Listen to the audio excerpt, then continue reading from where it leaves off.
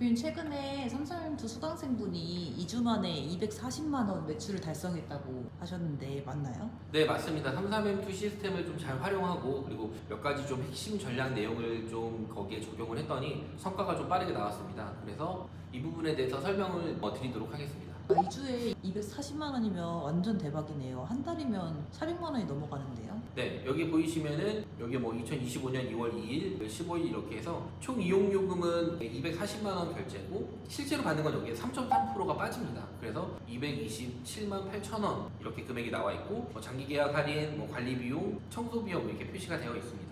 삼삼엠투나 단기임대 시작할 때 가장 중요한 세 가지에 대해서 오늘 말씀해 주신다고 했는데 첫 번째부터 알려주시겠어요? 네, 가장 중요한 거는 여러분들 다 아시다시피 위치가 좀 가장 중요합니다. 제가 많이 강조하긴 했는데요. 예를 들어 역세권, 관광지, 업무지구 이런데 좀 핵심 지역이 좀 있어야 되고요. 그리고 사람들이 좀 쉽게 찾을 수 있어야 예약률이 좀 많이 올라갑니다. 그리고 검증된 장소 이런 데가 있으면은 리스크를 좀 최소화시킬 수가 있습니다. 결국에는 위치가 돈이라는 거네요. 네, 맞습니다. 위치만 좋으면은 성공은 한 반 정도는 성공했다 이렇게 볼 수가 있고요. 그리고 좀 교통이 모이는 지역 이런 데들이 훨씬 좀 좋은 것 같아요. 그리고 리모델링 수요 있잖아요. 아파트 대단지 1000세대, 2000세대 있으면은 거기가 한 20년, 30년 정도 된 아파트들은 리모델링을 많이 하거든요. 그래서 거기에 월세 50만 원이든 100 이하든 최대한 저렴하게 얻어놓는 지역 어디든 리모델링 수요나 일반 그런 33M2 수요들을 많이 받을 수가 있습니다. 왜냐하면 공사를 하려면 일주일, 2주일 정도 짐도 맡겨야 되고 이제 사람이 갈 공간이 없잖아요. 그래서 그런 수요들을 많이 받을 수 있다 이렇게 볼 수가 있습니다. 네, 첫 번째는 위치인 거고 두 번째로 중요한 건 뭘까요? 두 번째는 저는 개인적으로 봤었을 때는 좀 주차 공간이랑 개성 있는 인테리어 이런 부분들이 좀 중요하다고 봅니다. 그래서 만약에 내 숙소에 주차 공간이 있다. 아파트 같은 경우는 주차에는 큰 문제는 없는데 일반적으로 좀 도심이거나 이런 데는 좀 주차에 리스크 부분들이 있잖아요. 그래서 경쟁력을 좀 올릴 수 있는 방법 중에 하나는 저는 그 주차로 봤고요. 그래서 예를 들어서 주차 공간이 없으면은 월주차 같은 거를 이용해서 손님들한테 좀 제공해주면 예약률이 좀 상승하는 그런 방법들도 있습니다.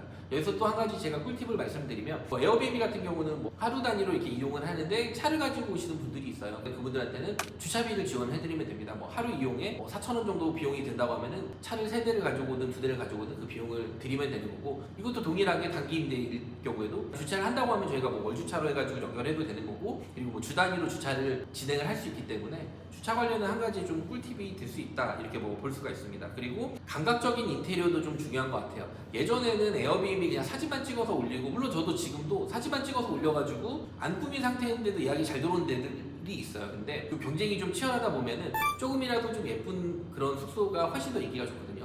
에어비앤비 같은 경우도 평균적으로 보면은 어떤 숙소는 같은 장소예요. 강남이든 어디가 됐든 같은 장소인데 어떤 데는 하루에 숙박료가 15만 원, 20만 원, 40만 원 이러고 어떤 데는 5만 원, 8만 원, 10만 원 이러거든요. 그게 이제 인테리어랑 꾸미는 그런 감각의 차이기 때문에 그런 부분들이 물론 에어비앤비보다 33M2는 좀 타격을 덜 받아도 33M2도 비슷한 가격이라면은 거기에 좀 꾸며진 그런 좀 예쁜 숙소가 조금 더 예약률이 훨씬 올라간다 이렇게 볼 수가 있습니다. 그래서 고객이 여기 예쁘다 이렇게 하면은 좀 자연스럽게 좀 SNS 홍보도 되면서 자연스러운 입소문으로 효과도 광고 없이 좀 예약이 더 많이 들어갈 수 있습니다. 그러면 주차가 잘 되어 있고 인테리어도 해놓으면 광고비 절감도 가능하다는 말씀이시네요. 네, 맞습니다. 입소문만으로도 예약이 가능한데 33M2 같은 경우는 네이버 광고비 같은 게 들어가지가 않습니다. 그래서 엄청나게 이게 저희 운영하는 입장에서는 엄청난 장점입니다. 수수료도 한 3.3% 정도밖에 안 되기 때문에 엄청난 이득이 많이 있고요.